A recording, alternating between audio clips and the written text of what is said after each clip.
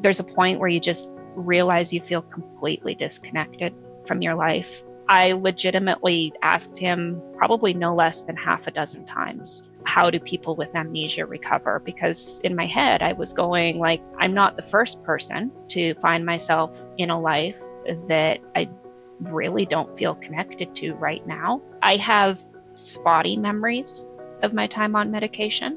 This is a bit of a personal story, but my grandparents died while I was on medication. But the first time that I mentioned my grandfather after I was off medication, and he'd been dead for many years at that point, being off of medication, when that memory came up the first time, it was like the emotions fired at the same time as the memory.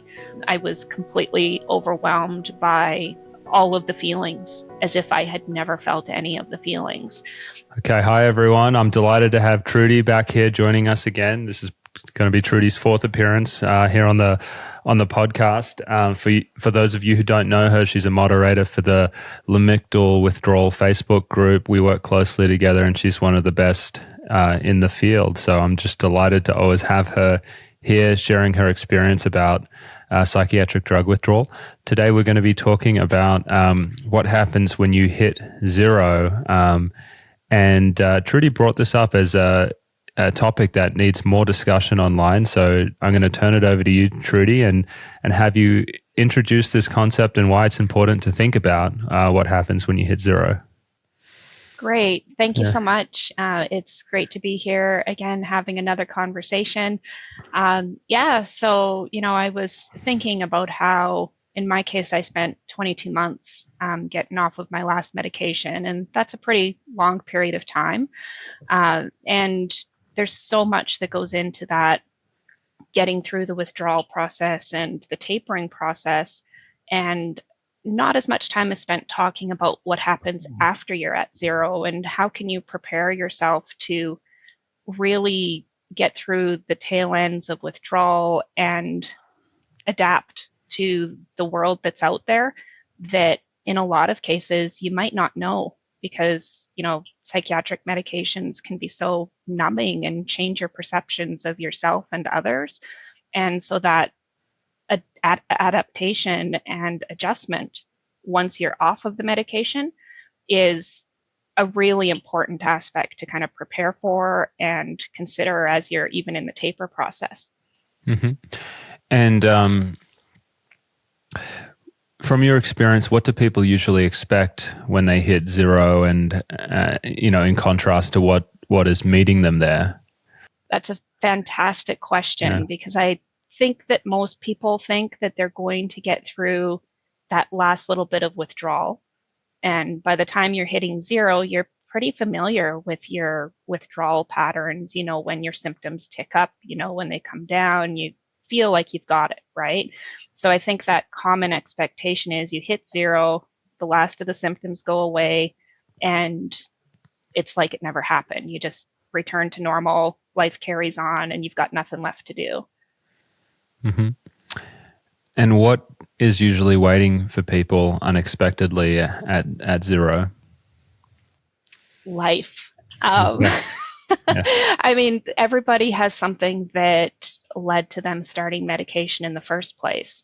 And in my experience, and from what I've seen with the people that I've worked with, a lot of times there's work to do that led to, like, the root cause of why you started medication in the first place needs to be addressed. And you can't always adequately address that when you're still medicated. So I think understanding that it's quite likely there's going to be a shift in perceptions, feeling like who you felt you were before medication versus who you feel you are after medication, those things might not be the same. And how do you get over that gap without falling back into that, I'm going to call it a trap of, I just need the medication. Like, just because you're having some challenges with figuring out who you are and how you feel and how you move through the world doesn't mean that you have a shortage of a medication in your body. And I mean, this is, when I'm hearing this, it's really something that I think everyone should be thinking about I guess, during their taper, right? Because if you're thinking about it, at least during your taper, you can start to get your ducks in order for when you come off, and at least being curious about, what really happened to have you start the medication in the first place. And these could be all sorts of things. These could be things like loneliness. These could be things like a lack of meaningful work or purpose, and just the garden variety things that really push people into states of, depression and anxiety. And all of those things are going to be waiting for you at the end, and you kind of have to deal with them. And so at least having them in mind is very important while you're tapering. Yeah, definitely. And I think the time while you're tapering is a fantastic time to establish supports, like develop a relationship with a therapist who is not going to, at the first sign of anxiety or, having a little bit of a down day, isn't going to try and pathologize it. Because I think enough can't be said about how when you're deep in the belly of the psychiatric system, patients are really encouraged to almost pathologize every single thought and feeling. Like you can't have, a sad event happen that you're understandably sad about without questioning, oh, does this sadness that I'm having mean that I'm getting depressed? And starting to really look at that thought pattern and unpack it, like, why does sadness have to equal depression? Why can't you just be like, this poor event happened and I'm having an emotional response to it, and that's completely understandable. And maybe this is an opportunity to give myself some extra self-compassion. Or to look really carefully about, things in my life and, maybe relationships and maybe things that I'm doing that are resulting in the depression. And I'm going to challenge you. Well, not really challenge. I'm going to say something back because I see the opposite sometimes with people who I help with withdrawal. On the one hand, people often end up on a lot of medications because they're very bought into the biomedical model because that's just what they see from the professionals that they trust. But after they've been injured, whether it's a side effect or, they're just, they're on a million different drugs and they're not working, they start to question it. And then they often end up on surviving antidepressants or benzo buddies, some of these big online forums. And there is a tendency for people when they're on there to start to see everything as withdrawal symptoms. And I also do wonder sometimes, with patients who are going through withdrawal, patients who are protracted, and then also afterwards that you can kind of swing the other way where, you may still be feeling very poorly, and a lot of it can be attributed to actually, your life, because a lot of these people, they've lost their lives when they go through this. They lose their careers, their partners sometimes leave them. Sometimes they've lost friends because they've had to isolate and recover for so long. And I worry that sometimes gets lost on people, just how impactful the depression, the genuine depression can be from going through these and everything that you lose. But I often see people finding the ends of the internet, looking for like, why am I still so sick? Looking for it as if there's a withdrawal answer. But when you speak to them, it would be clear as day to most people that, no wonder, the suffering is still so severe because everything's out of order. Yes. Mm-hmm. And I think it's a tricky subject, but something I've found for myself is I've had to really face the trauma. The psychiatry system has actually caused me. And part of my own healing journey has been identifying it and seeing it. And, I thankfully have a very supportive provider where I can look at things that happened and get that, that reaction of like, oh, that shouldn't have happened. Like, that's not a normal thing. But when you're deep in the system and you're helpless, And I don't feel that's an exaggeration. I think that anybody who is, hospitalized not by choice, and is subject to everything that comes with it, you are truly helpless. And that means that things happen because people go on power trips and all sorts of different things, right? And there was a time in my life when I used to laugh, and make jokes about some of the things that had happened when I was in hospital, and that was kind of my way of coping with it. And it wasn't until afterwards, as I kind of started to work through, my own path, that I realized, yeah, that's actually really pretty awful. Like, I probably shouldn't be joking about this as if it's a funny thing. And I think, the other thing that kind of came to mind when you were talking was how isolating withdrawal can be. And I've been kind of thinking about that because you often hear people who are in withdrawal comment on how, they don't have anybody in their lives who has experienced it, so they can't understand it the same way. And when I was recently thinking about this, it kind of came to me that even those who have experienced it, I have enormous empathy for anybody who's in withdrawal. And I absolutely believe them when they say these are my withdrawal symptoms. But the truth is that I have my experience of withdrawal and they have their experience of withdrawal. And even if you take two people withdrawing from the same medications, they have a very unique experience where nobody can actually get inside someone else's body and experience how they're feeling. And so no matter how strong of a support circle you have around you, the process of withdrawal is isolating, because it drives you inside yourself to try and understand what's going on in your mind and in your body, and how do you come back? How do you move day to day and keep that hope, that here's the path I'm on, and when I finish this path, I have a bright future waiting for me. And I really actually think that's a huge part of the work, is keeping that hope. And that's kind of where this preparing for the end of the taper comes in, because it takes tremendous stamina. Like, getting to the end of a taper is hard work.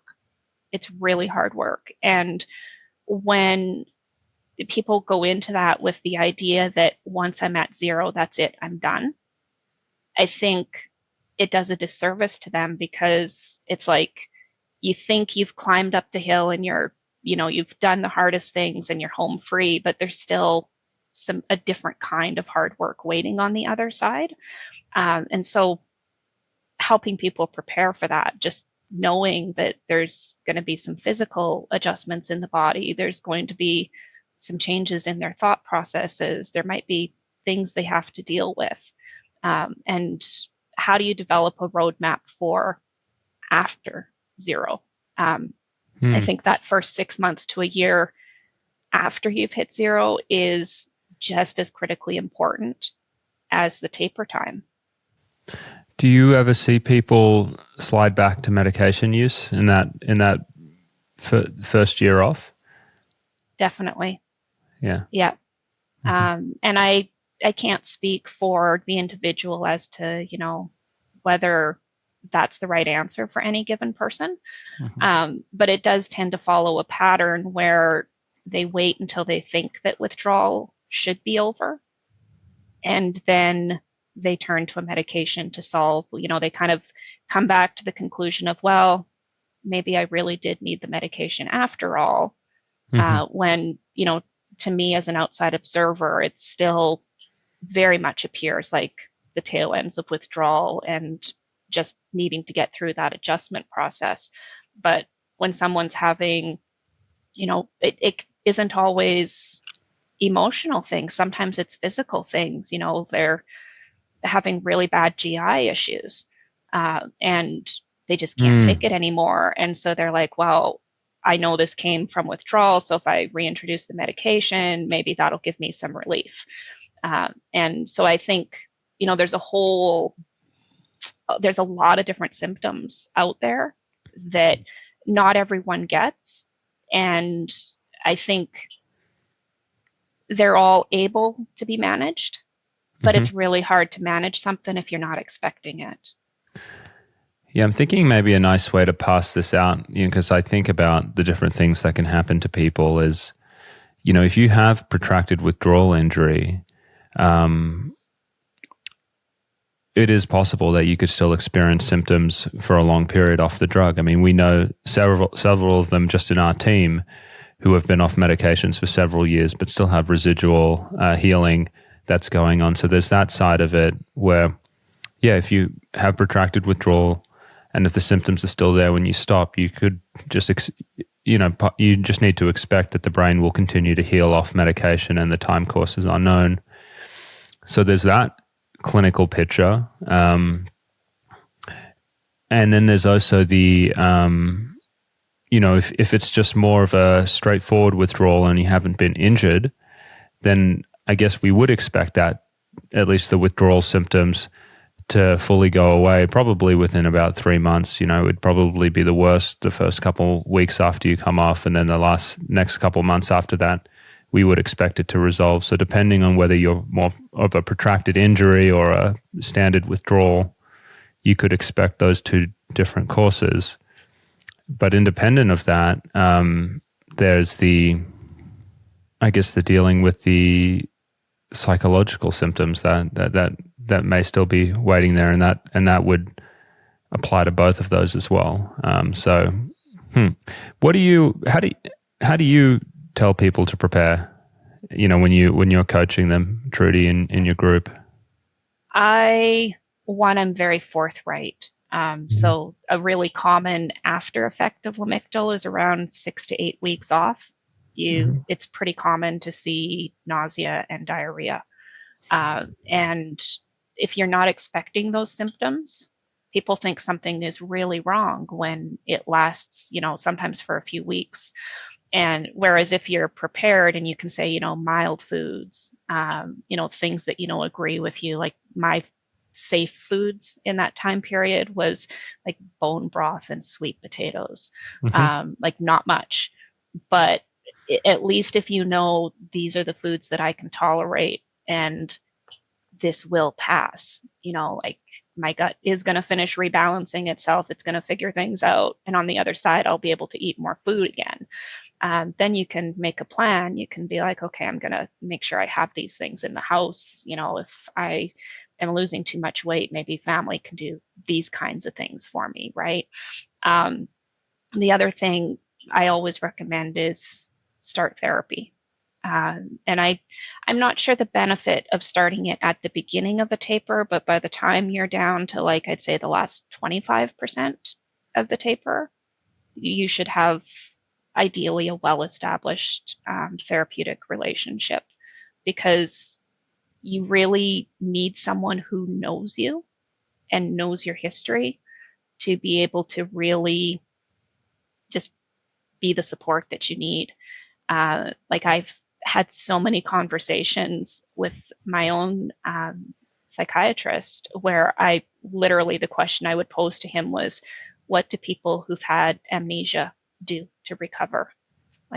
I have this life, I've clearly put a lot of time and energy into building it, and I feel completely disconnected from it. How do I reconnect? How do I pick up and move forward when some of this I don't even remember making the choice to do? And that's a really hard question to sit with. And if you don't have someone that you really have a deep trust with, that you can safely pose that question to, it's going to make it really difficult to work through those things. And I think everybody has different things, everybody's struggles are unique to them. But having that pre-existing support in place is really important to be able to do that work and make that adjustment afterwards. And you don't have to answer this, or just share as much or as little as you want. Was that something that you went through firsthand when you came off as well? Kind of recovering from, as you mentioned, there was the life that medicated Trudy was living and the decisions that she made, and now you make it sound like it's like you become almost a different person. And how do you pick up where this old version of yourself was living? I don't know. Does that make sense how I'm saying it? Yeah. And Yeah. I appreciate you rephrasing the question back because, for me, and I have seen other people in the Lamictal group describe similar things where there's a point where you just realize you feel completely disconnected from your life. And how do you re-engage? How do you find, like the number of times that I have legitimately I'm actually laughing because I'm imagining, if I was my psychiatrist, and you hear the same thing over and over, maybe it's funny in a way. But I legitimately asked him probably no less than half a dozen times, how do people with amnesia recover? Because in my head, I was going like, I'm not the first person to find myself in a life that I really don't feel connected to right now. There's got to be something. Like, that was my thought process was there's got to be a way to reconnect. And I guess I can say now that I'm, more years down the road, the answer, there wasn't a magic answer. I desperately wanted there to be a magic answer, but my answer was live how is meaningful to me now, do the things that bring me joy now, engage with the people around me in a way that's meaningful to me now, and form new connections. Because for me, I think it's important for those who don't know my story, to mention that I was medicated for over 20 years. So someone who's only been on medication for 6 months or a year, they're not going to have this same huge degree of disconnect. But I kind of have like a before medication feelings. And then there's this chunk of time that is surreal, where I did things. I had kids, I got a career, I did all of these different things. And yet the intention and that emotional connection and all of those things was gone. After I was done my taper, it was like I was just bobbling along in an ocean by myself, and I had to figure out, how do I form these connections to the people around me who they care about me. I thankfully kept most of my own support network and friends through the process. But internally, I didn't feel connected. And, that was a major part of the work that I had to do to find happiness, because it's very isolating when you don't feel connected to the people around you. That's really interesting because, the intuitive thing that I would imagine is that, as you come off medications, you might feel more connected or more, more capacity to connect. But that was the opposite from what happened to you, right? Yeah. And I think it was just because I spent so long on medication. I think it would probably be different, because if I think, now when I think of my pre-med life, I feel connected to it. I have clear memories of it. I have spotty memories of my time on medication. But there's been instances, and this is outside of, because I have permanent memory loss from ECT damage, but this is even post ECT, where there's things that it's like completely detached. And, this is a bit of a personal story, but my grandparents died. Actually, I think all three of them while I was on medication. But the first time that I mentioned my grandfather, after I was off medication, and he'd been dead for many years at that point, it was like this collision of fact and feeling, where even though I knew factually that he was dead, and I had, gone through the grief process when he died, or so I thought. Being off of medication, when that memory came up the first time, it was like the emotions fired at the same time as the memory. And I was I burst into tears. I was completely overwhelmed by all of the feelings, as if I had never felt any of the feelings. And so it's fascinating in a way, because I've had it happen multiple times, where an event that happened while I was on medication and I have memory of comes up, and then all the feelings pile in. So I view it as a net positive, because I think naturally humans' memories and feelings generally coexist. I don't think it's normally a case where memories and feelings are completely separated. But it's, that's been something for me that I've had to, it was shocking the first time it happened, because I had no idea that my memories and feelings weren't together. Hey, just want to interrupt quickly and just say, if you're enjoying the content that we're producing here, that you consider liking, subscribing, and commenting on the videos. These are the type of things that gets this video kind of pushed to broader audiences, and it can really help us. You mentioned earlier on that a lot of the work for you was rebuilding connection. Again, share as much or as little as you're comfortable, but where were the main areas of disconnect in your life, or the most impactful ones? And then how did you work to rebuild those over the years? That's a tricky question. I think my immediate family was the most. And it's interesting, because I have a memory of my middle daughter, when she was less than 12 hours old. I'm in the hospital, we're, postnatal. And I can remember staring at her face, just trying to remember every single detail. And then there was a time where I became aware that I had the knowledge that I loved my kids, but I didn't have that same emotional feeling. It was kind of like at that point, over 15 years had passed. So, some of that is probably a sign of the medication damage that was occurring. And I became aware after I was off medication that, fiery, passionate, you'd do anything to protect your kid kind of love, the feeling was detached. And I had to really work to even get back in touch with those feelings, because it's almost like I was a robot of sorts, where feelings were separate from everything else. And so I think it's an example with my child, but it permeated everywhere, where I was just emotionally not connected to anything. Yeah.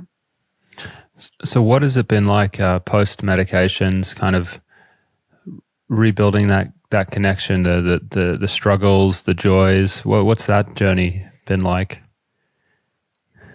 I think it's been real. And that sounds like a silly way to put it, but sounds honest. Yeah. Yeah. I mean, I think there's been a lot of times where, I've been in my youngest is 17 now. So he would have been just entering teen years when I finished my taper. My middle, all of my kids were at home still. My oldest is married and living on her own now. But I was very upfront with my kids during the taper process about the reasons why I was getting off of it. And then afterwards, there's been a process of really recognizing when I'm out of line, or when I'm not responding reasonably, or where, maybe in the past I did something one way, but present Trudy looks at that and is like, geez, I feel bad. That wasn't great. Was it harmful? No. But is it bringing my best self forward? No. And I'm really big on owning that. Yeah. What? I'm just thinking, it's so interesting. Do you think you parented different on medications compared to off medications, and then there was 100%. a disconnect with expectations from several years, one way to another? Okay. I definitely did. I always leaned towards, if you want to put a label on parenting, I was always more the attachment parenting kind of parenting style. So I was like, the be there for your kids, be connected to them kind of parenting model. Um, and so I really did aim to keep those connections and to listen and to understand where my kids were coming from. But it wasn't until I was off of medication that I realized that effort is great, but like, I don't know if you're a swimmer or not. I'm not a swimmer. So if you tossed me into the ocean, I could tread water. And if it wasn't too far out, I might be able to make it to shore. But if you asked me to swim, Mhm. 15 or 20 miles across, I couldn't do it. And so I think I was like, that was how I was parenting. Like, was I doing my best? 100% yes, I was. But was I as connected and involved as how I viewed myself and how I wanted to be? I wasn't. And that wasn't for lack of trying or lack of love. I just didn't have that part of my brain wasn't available. Mhm. Like, and so now that it is available, I have, there's been times where my kids have been like, teenagers will sometimes talk back or whatever. They'll be like, I don't think this is fair. And before, I used to be very big on, okay, nope, this is what I said. You have to do what I said. And then afterwards, we can talk about it. Whereas now I'm like, sometimes I decide I'm wrong. Uh, and, we can have dialogue and conversation around that. And I think it's a more human approach, right? Because we connect with each other by seeing each other where we're at and receiving each other the way we are. Uh, and I think that wasn't something I could understand when I was on medication because I just couldn't feel it. You make it actually. I'm expecting you to say one thing, and then my expectations are changed. So it sounds almost like you are more reflective now off medications, where in the past you would just sort of drop the hammer, and they would just have to kind of go with what you say. Do they? But then I was also thinking it sounded like maybe.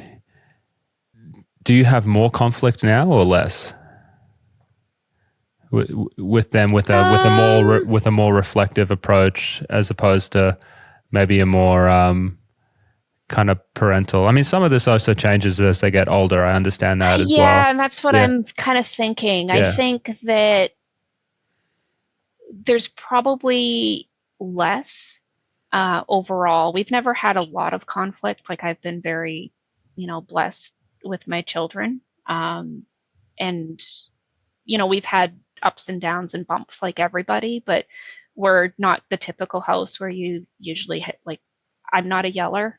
Um, and that's something I've tried very hard to maintain. Like, so little that if I'm yelling, when there were rare times when I did yell when my kids were little, and it was so rare they would instantly cry because Wow. if mom's yelling, something's really wrong. And so conflict wasn't something that really happened a lot, but I would say there's more connection and more benefit of the doubt, Mm. meaning that because communication is much more of an art than a science. And so even when people love each other and care about each other and they're really doing the best they can and they're trying to communicate their care, sometimes those conversations still go sideways.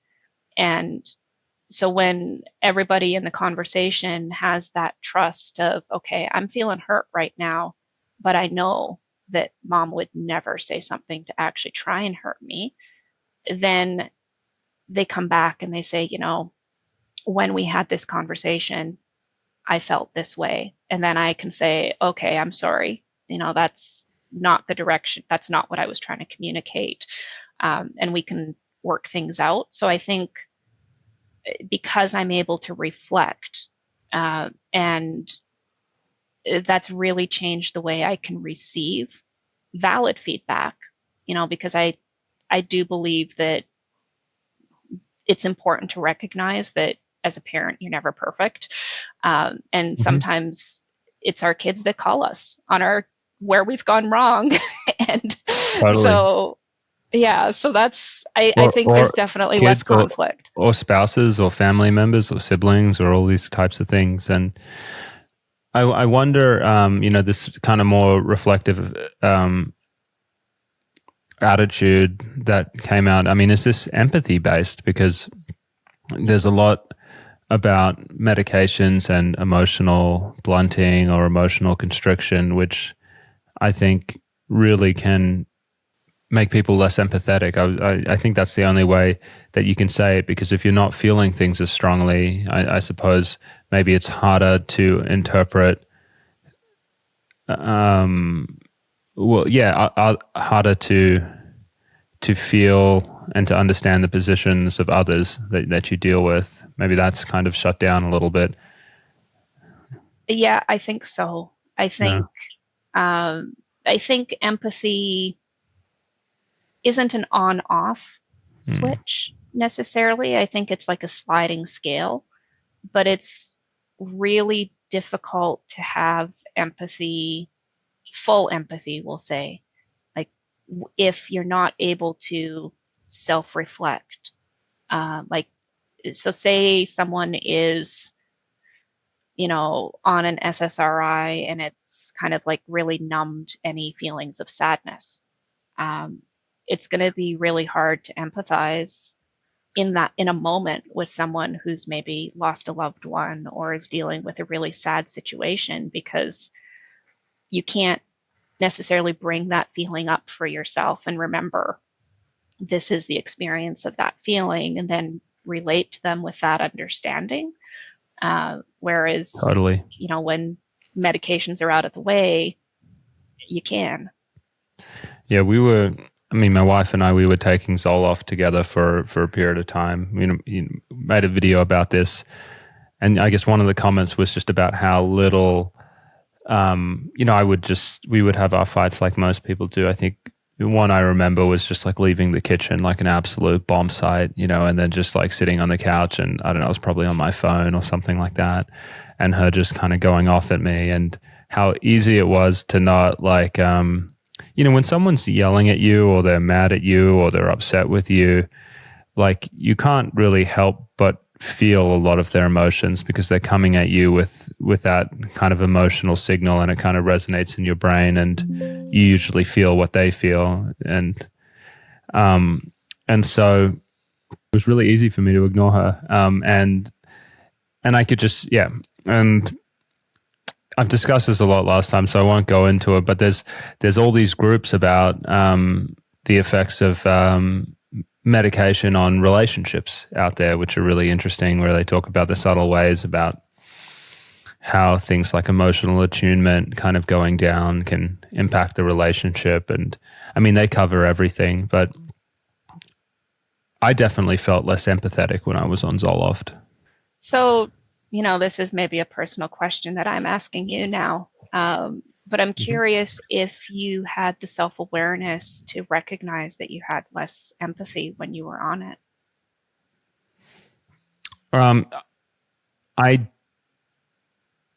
didn't at the time because I was just sitting there ignoring her and she was just losing it. But when she came to me and was just like, hey, I really want you to come off, like, let's stop the experiment. This is over. I really don't like you when you're on this medication. And I got the feedback from some friends as well, who I was telling them, I'm just seeing what it's like. And they were just like, you see, it just seemed kind of spacey, kind of less. I'm like a pretty energetic person, and they didn't like that either. But it was really her just saying, yeah, it doesn't suit you. Like, I think she was saying, I've seen enough. And then afterwards, it was me really reflecting. But I mean, this is a 2-week period of time. This wasn't like several years or anything like that to, I guess, really get like lost in it. So I think it was easier. It's incredible, though, to think the degree of impact just in 2 weeks, right? Like, how many people start a medication thinking, well, I'll see what it's like, and if it's not for me, then I'll just stop it. Mm-hmm. Yeah, it's Yeah, super I felt interesting. that it worked. I felt that it worked like really, really quickly. Everyone, I was always taught that it takes several weeks to work, but within like a couple of days, I was already feeling something. Yeah. Hmm. Um, we haven't talked about the other important relationship. I know you talked about your children. What did you have to what did you have to prepare for? I guess with your spouse as well. The before and the after. What's that like? I think there's still challenges there, in part because he's been dealing with some health things on his own. And Mm-hmm. he was still on medication. He still is on medication. He's on Wellbutrin and Celexa. And he's tapering off of the Wellbutrin right now, with eventually planning to get off of the Celexa as well. And so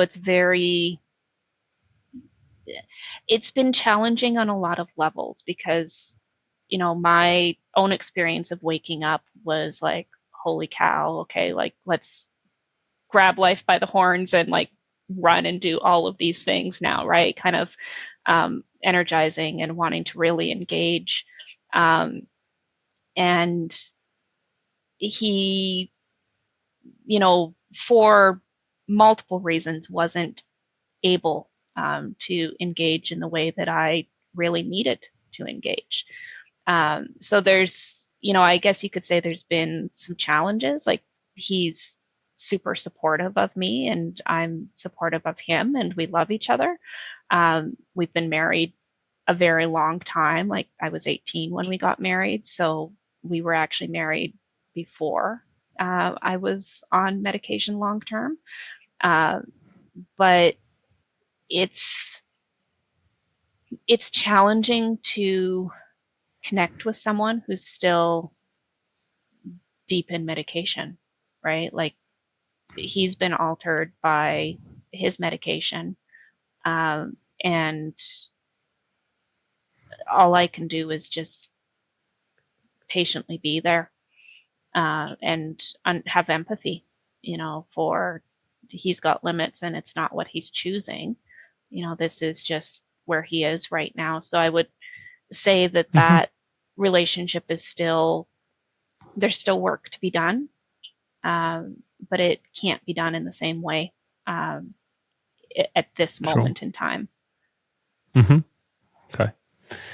Um, so I'm thinking, I don't know how we can summarize everything we've talked about, but what if you could give people like a top three or something for things, someone, just imagine they're halfway through their taper, they're looking towards the end. What are the top three things that they should have in their mind for what happens when they hit zero and how they should look at that? I would say prepare for the psychological adjustment because there will be one in some manner. So have some supports in place. No, I'd also say really build a self comfort toolkit, and so that when you have those feelings start to reemerge, the first time that you feel really sad, for instance, or, maybe something isn't going your way, have something you can tell yourself of like, yeah, this response is pretty understandable to what's just happened, and celebrate it rather than worrying about it. Um, Mm-hmm. I always use the illustration of a rainbow. A rainbow wouldn't be a rainbow if we tried to reduce and pull out a few colors that we decided weren't great. So emotions are the same thing. Like, is it difficult the first time you have, maybe a panic attack when you haven't had a panic attack for a long time, or you're feeling anxious or sad, or, whatever the case may be? It's difficult the first times those things happen, but know how to respond to yourself and know that just because you've had a time period of anxiety or you're feeling a little bit down, that doesn't mean that the issue that drove you onto medication is rearing its head and the first thing you should do is reach for whatever medication you just stopped. Like, be prepared to go through the proverbial fire for a little bit to give yourself a chance to really work through those issues that led to medication in the first place. And I think, this is maybe a bit of an aside, but I think as a society, we've kind of developed this view of happiness and satisfaction and what does it mean to live a good life. And we've kind of, in all of those imaginings and visions that people build, we completely ignore that everybody has times where they struggle and things aren't perfect. And so I think if we, as a group of people, could get really real about, just because someone's feeling sad doesn't mean something's wrong with them. Just because someone's worried about something doesn't mean something's wrong with them. And really, like, that's, I think, a critical thing to really get comfortable with the idea that you can have strong feelings and that can be perfectly okay.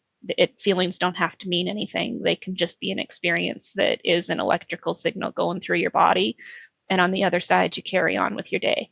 And that sounds kind of detached maybe, but sometimes I just tell myself, like, well, I guess my brain decided to throw out some electrical signals and here's how I'm feeling at the moment, but I'll be okay once this moment passes. And that works for me, just to know that this is for now. It's not forever.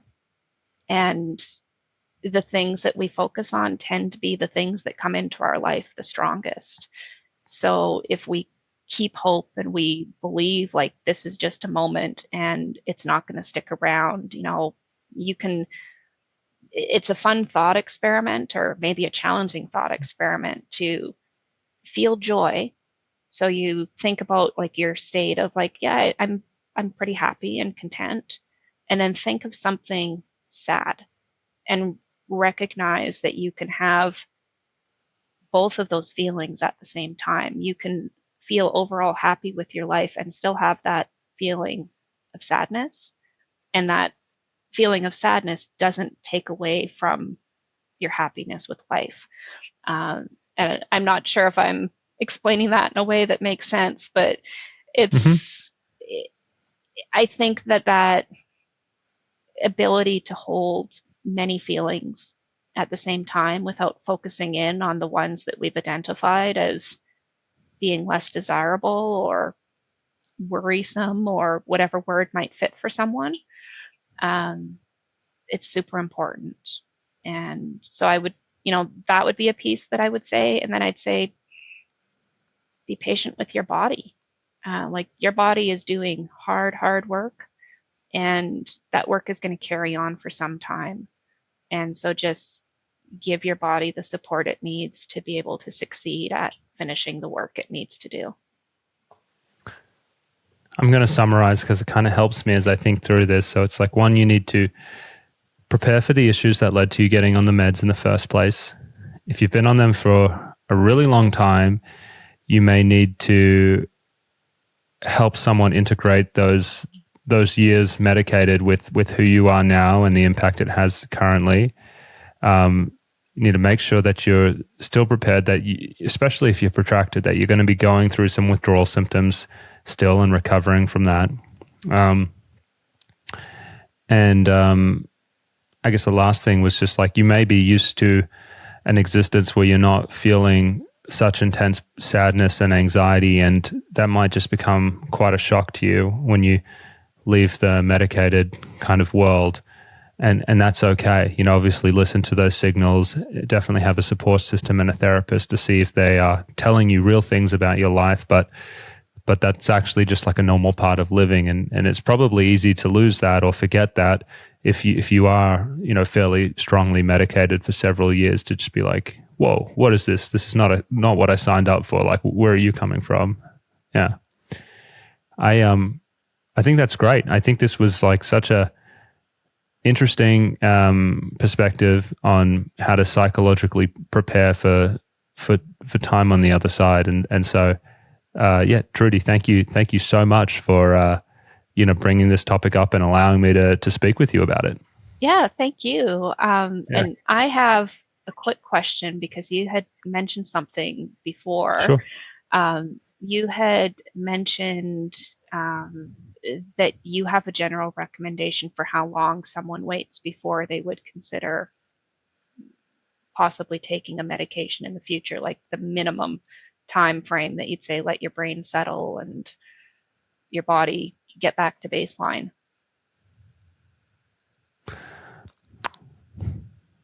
So what would that be? How long would I say someone should wait? I think everything flows downhill from like diagnosis, right? So I would really want to know, why they wanted to get back on the medication. Because if I talk to someone and they're saying, I can't do this, it's really different when someone's like, I can't do this, and they're like, I'm seeing a therapist, my family's supportive, I don't have, a lot of stresses that are easily modifiable. Like that person who's doing really poorly, I don't know, maybe 6 months. It's arbitrary, really, just depending on how much suffering they're going through. Before I would say, maybe you should. I mean, if they were really suicidal, maybe it would be sooner. But if I spoke to someone and they were just saying, like, I'm by myself, no one ever talks to me, I live this kind of isolated existence, I'm very disconnected, there's no meaning in my work and things like that. And there was all of these stresses out there, I would do everything that I could to try and build them up. And then I may give them more advice, like, hey, if you can hang on while we work together to try and fix some of these things, then like, let's try that first. I don't know if that helps. Yeah, I would think it's more like why. The first question would be like, why do you want to go back on? Like, what are you experiencing? And then what is that kind of pattern of symptoms and things in your life telling me about your situation? Yeah, absolutely. And I think the one thing that I've learned in hindsight is that healing continues for much longer than what we think it does. Like I'm over 4 years off, and I'm actually, and I would not consider myself to be like a protracted withdrawal case, but I'm still seeing small improvements that like just randomly show up, and I'm like, oh, wow, this is great. And so I think that, our brains are incredible. And so if someone has the capacity to give their brain a chance to recover, I think that's the ultimate, best course of action when there is that space. Yeah, and I guess there's obviously probably an accelerated growth. When you come off medications, I think you start to feel more, and so you're getting more information from your environment. Some of this can be very new, and so I think people could make huge strides in their the emotional intelligence, how they relate to people, all of these things. It's just like the floodgates are open, and it's like you're back online 100%, and there's huge things that you may not have been able to notice or appreciate on medications, and you're going to keep on reaping the dividends of that if you are able to get to a place where you're stable enough to work through these things and kind of learn from them. Here's a good time to wrap. So Trudy, thank you so much. It's been a pleasure talking to you once again. Yeah, thank you for having me.